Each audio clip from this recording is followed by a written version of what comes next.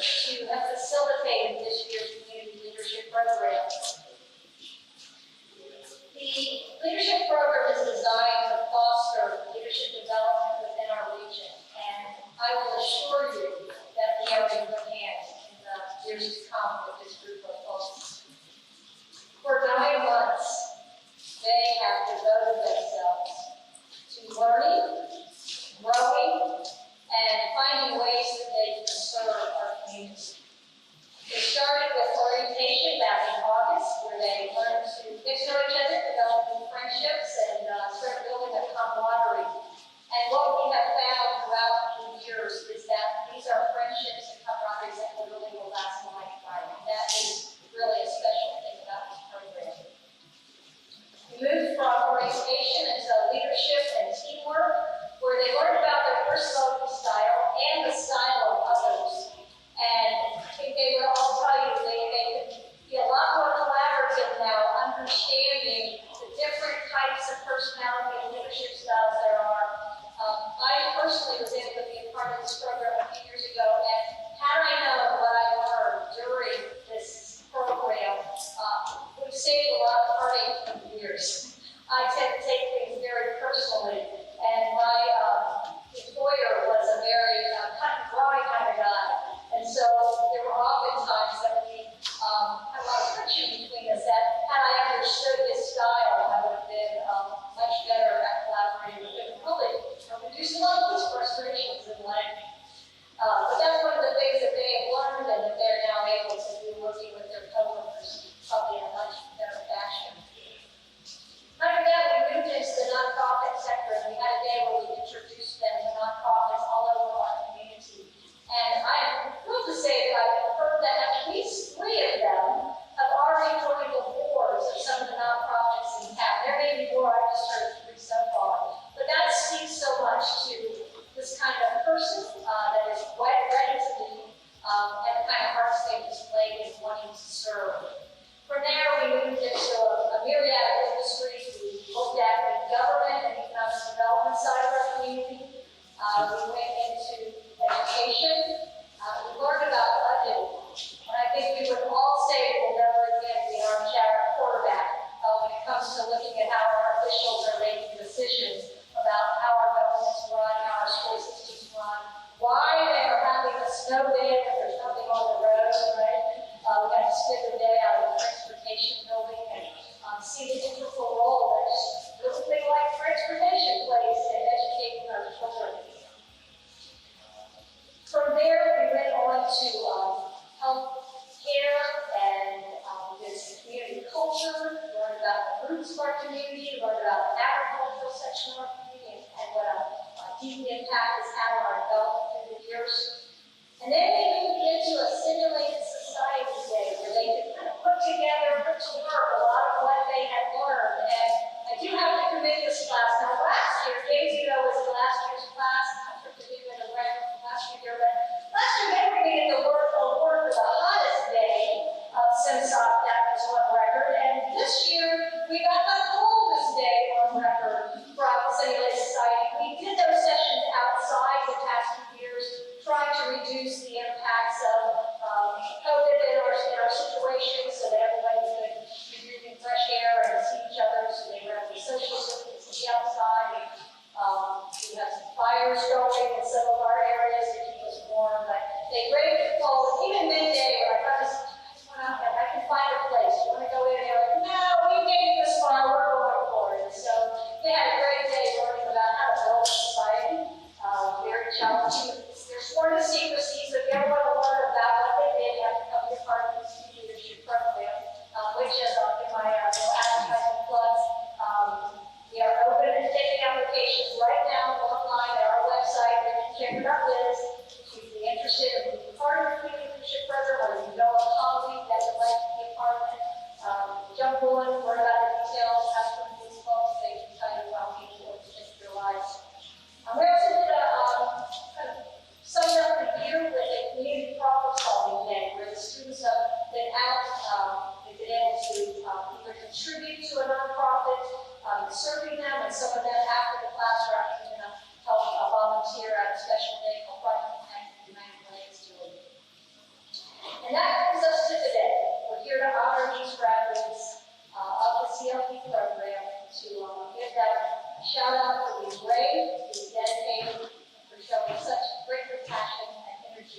community. So with that, I'd like to introduce John Fox. He is the current chairman of the board for the South Virginia Regional Chamber Board of Directors.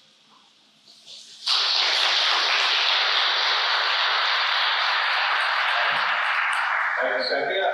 Welcome to everybody. It's really wonderful to have you here. CLP is a class that I have not had the opportunity to attend yet so far. I've been working my schedule. I'm really excited that you guys were able to do this. Looking forward to meeting and working with all of you guys and the company leaders that we need to have around this area over the next year, generations to come, and share your experience and knowledge with those that have not had the opportunity. Both that, really appreciate you guys doing this. The Chamber puts this on every year, and it's a wonderful program. So now we're going to introduce your speaker, and she is the Dean of School of Business over at Shenandoah University, Dr. Esther Gill.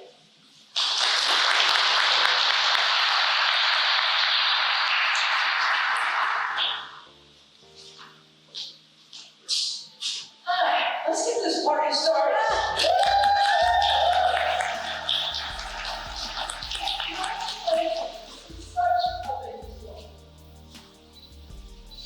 So I want to thank you for inviting me here. This is a privilege. Take this very seriously. I'm so privileged to be here in front of this wonderfully accomplished group. And I'm honored to say a few words, and I hope that something that I say here resonates with you today, and that you will remember it. Because I want you to see yourself differently. Because you are different. You're not the same person you were 9, 10 minutes ago. You spent a good portion of this past year during COVID committed to this program. Apparently through some very cold, blustery days outside. That really says something about your tenacity, your integrity, and your fidelity. Not just to the program, but to each other. You are now graduates of this very fine leadership program. The expectation is that you can go forth and demonstrate leadership in ways that help this community continue to build equitably and sustainably. And it is my understanding that some of you have already accepted positions on nonprofit boards. Congratulations, it's wonderful. If you were sponsored by your company or organization, you need to realize that this is one of the highest compliments your organization can bestow. We have invested in you because we believe in your leadership capabilities and because we need you. But the real question is, what is leadership? What are we doing here? What's this all about? As an academic, I've written papers on leadership, I've studied leadership. I read enough Harvard Business Review magazine articles on leadership to write my own book about it. But none of the books are articles or journals or motivational speakers have it all right. Everybody's got a piece of it. So what's it all about? The reason it's so hard to define leadership is because leadership is a construct. It's not a thing. It's an idea. Trust is a construct. There is no trust. Trust is something you feel. Leadership is something that is. Love is something that is. Hallmark tries very hard to describe love, but we know that love is a construct. So, you can't touch leadership. Most of us will know it when we see it in action, but it is nothing that you can hold or measure exactly. So to me, leadership, especially community leadership, is a mindset. It's how you see yourself in the world. It's your belief that you can make something better, something more than yourself, that you have the grit and determination to stick with something to the finish, literally, just like this program. In essence, we are all leaders because leadership is an inside job. Okay? It's an expression of who we really are with external outcomes. Leadership Leadership is not about loudness or position or authority. It's not narcissistic. It's not your title or your economic station in life. It's not your personal attributes. It's not your height or the resonance of your voice. I just finished teaching a class this spring semester to seniors in the business school. I used the framework, putting on a golf tournament, as a way to demonstrate the importance of communication and leadership and sort of getting out on your shell. The students struggled mightily at first, not knowing anything about how to organize a golf tournament. And we were doing this to raise money for local scholarships.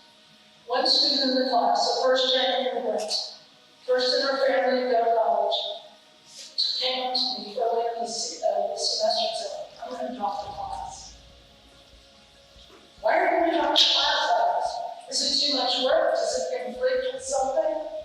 And she said, your class is for leaders, and I'm not a leader.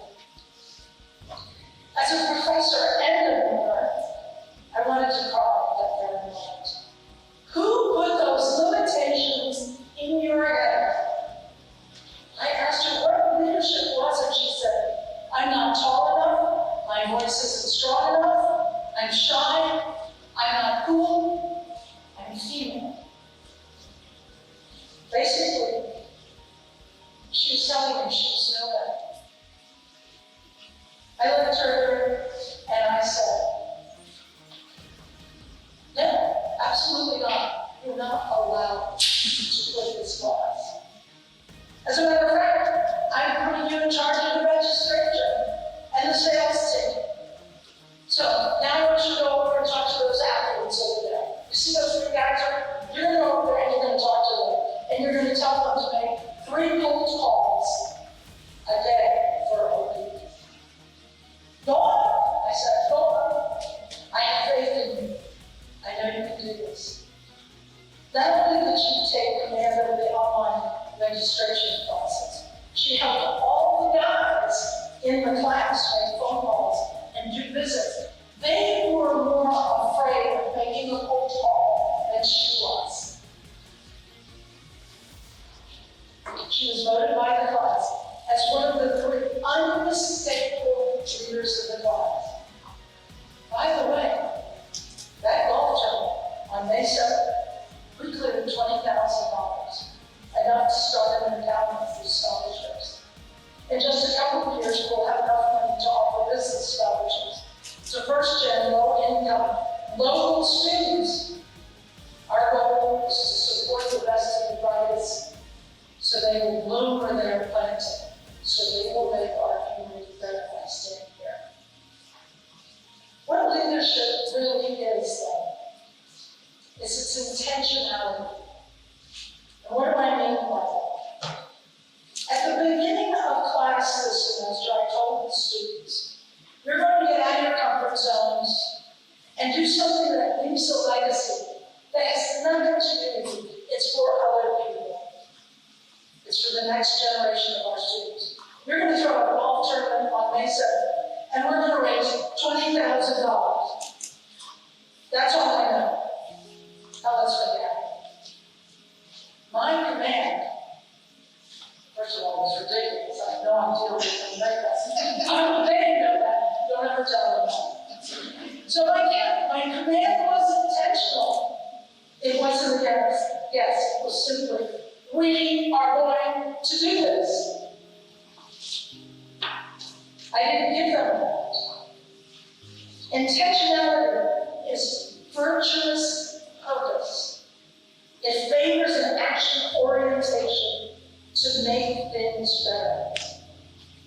For example, in his inaugural address in 1961, President Kennedy challenged the country when he said, we choose to go to the moon in this decade and do other things, not because they are easy, but because they are hard.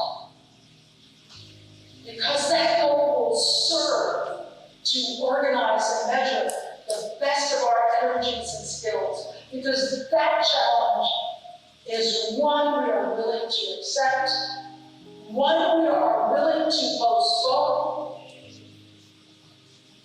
and what we intend to bring. So I ask you, as newly minted and certified leaders of this community, what are you unwilling to postpone? In this community, we need you. There's plenty of depth. You know more than many of the rest of us. How long are we willing to postpone progress? Ultimately, for this group, leadership is going to be a team sport. You are each other's posses. Any one of you can pick up the phone today, tomorrow, or 5 years from now and say, hey, I need your help. And guess what? As a member of this class, you will saddle up and you will ride with your leadership posse. You will be called to action and you know you will do it. You don't have a choice.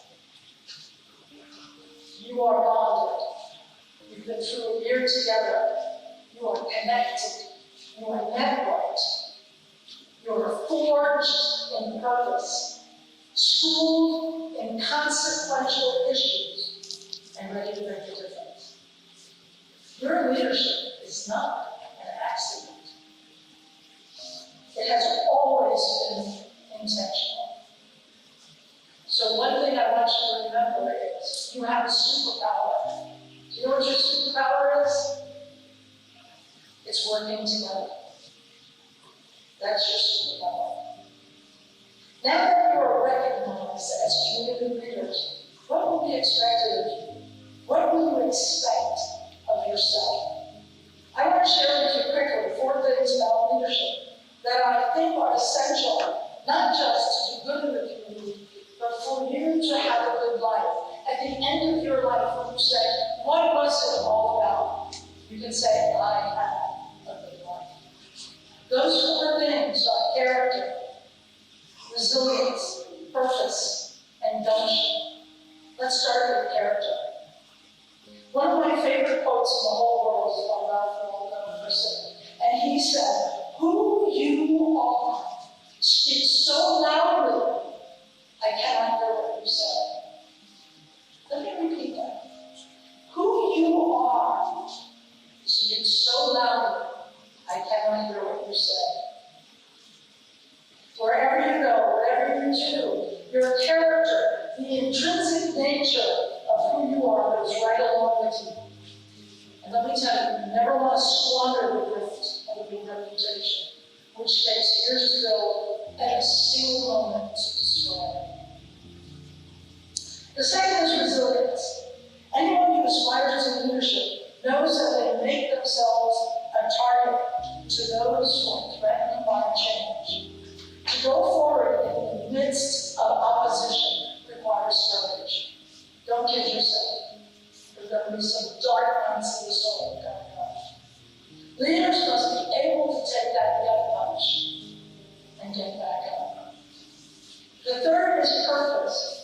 Real leadership must be grounded in moral purpose. Think of it this way. Martin Luther King and Adolf Hitler, both of these men had millions of followers, but one led with moral purpose for social and racial equality, and the other one nearly destroyed the world through hatred. Hitler was not a leader in the ethical sense of the word. He was a tyrant with nefarious intentions. And as real leaders, we must recognize the difference. And last is gumption. I had to look up the definition to make sure I knew what to say. But gumption, according to Webster's dictionary, is shrewd or spirited initiative and resourcefulness. To me, having gumption is the opposite of being a victim.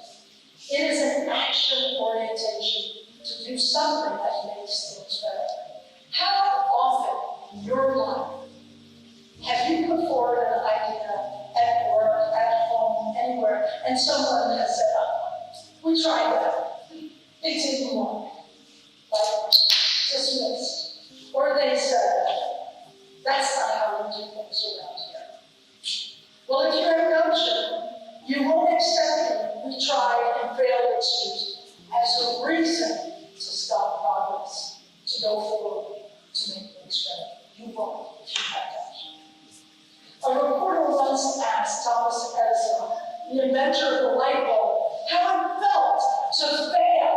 1,000 times. And he replied, the light bulb was I didn't fail 1,000 times. The light bulb was an invention with 1,000 steps. So when you put it all together, character, resilience, purpose, and gumption, what do you get? You get a snapshot of the class of 2021. You are individually and collectively a force to be reckoned with. You are more than the sum of your parts. And in this moment, you are ordained to go forward and make a difference. In closing, let me simply quote Margaret Mead, the famous anthropologist. She said that and a little more. She said, never doubt that a small group of thoughtful, committed citizens can change the world. Indeed, it is the only thing that ever has. Thank you.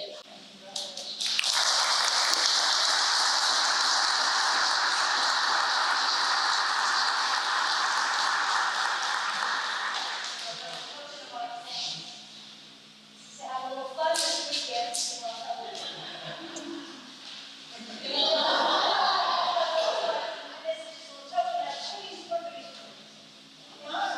Ashley's pretty new to the area, don't know. She probably knows that she's only been here a couple of days because she started right before COVID in her position as she, you started I'm not.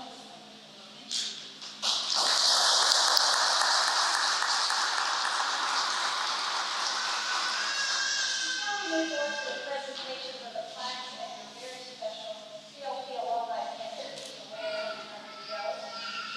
I want to make some special recognition. First of all, to my staff, particularly Peter Roble over here, get refreshments ready.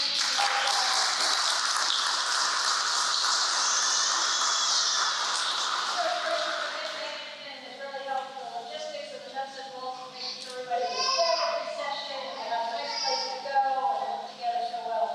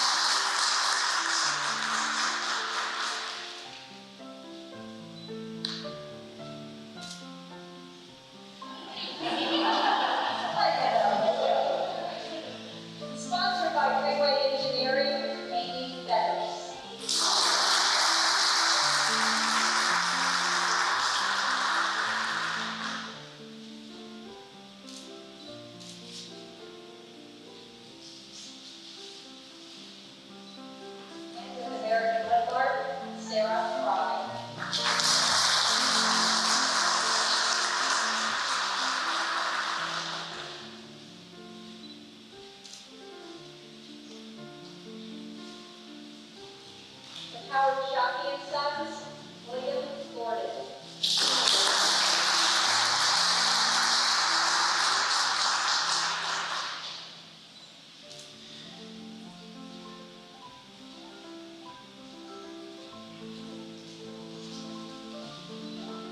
And with Valley Health, Summer Girls.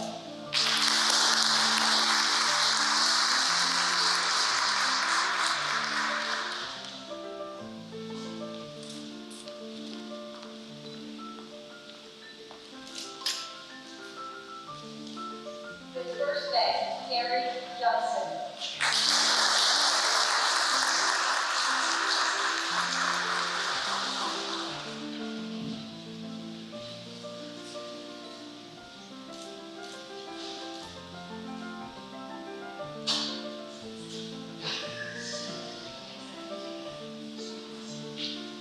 With SBCA and Winchester Frederick Clark, Stacy Beach.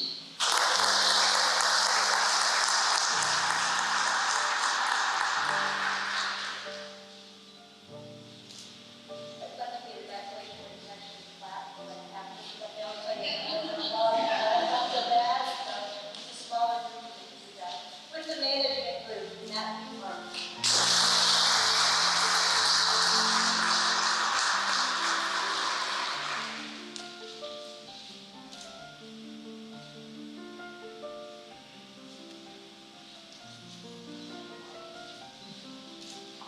With the Shenandoah Area Agency 180, Jimmy Rollins.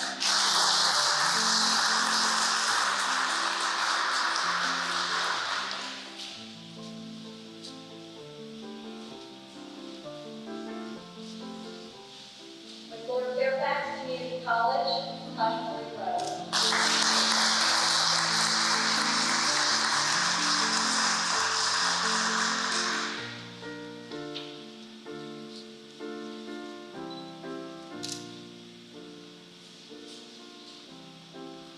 With Shenandoah University, Shayla Ricker.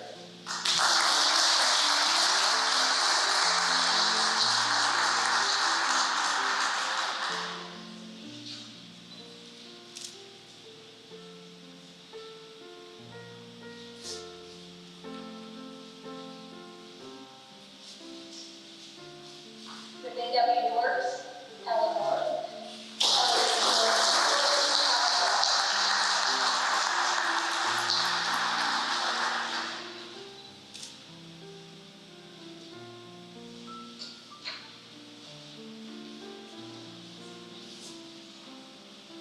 And with Navy Federal Credit Union, Daniel Valentine.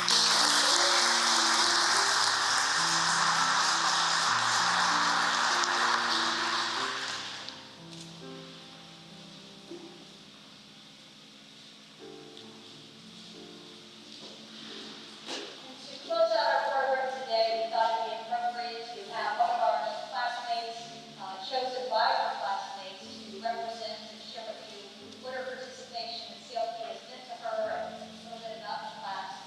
Cautionary Road, Lord Fairfax.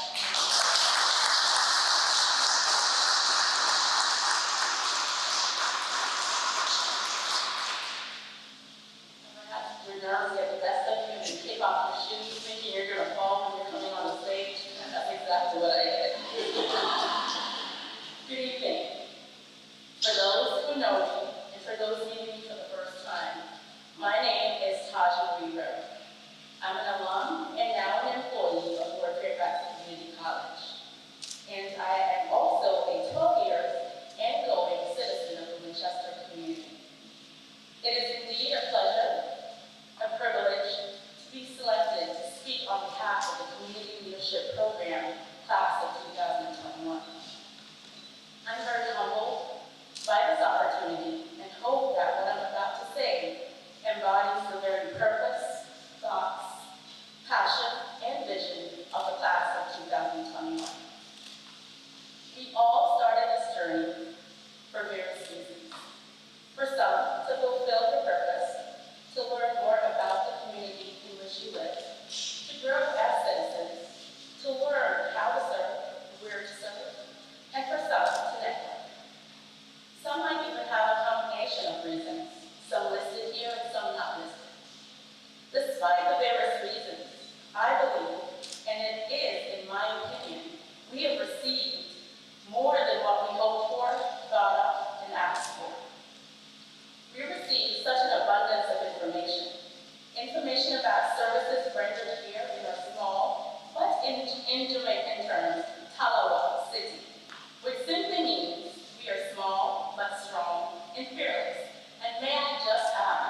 In unity, we stand to make a difference.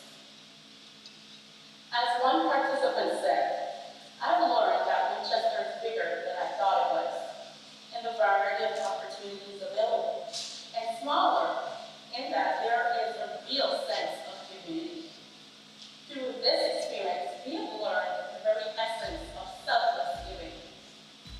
And one participant put, selfless giving like angels, working behind the scenes to make our vision thrive.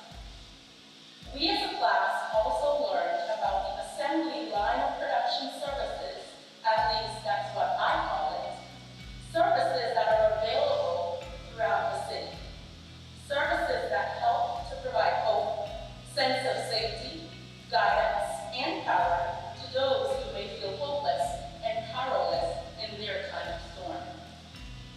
Though this experience taught us of resources that are available, it most definitely revealed to us that there is still a great need in our community.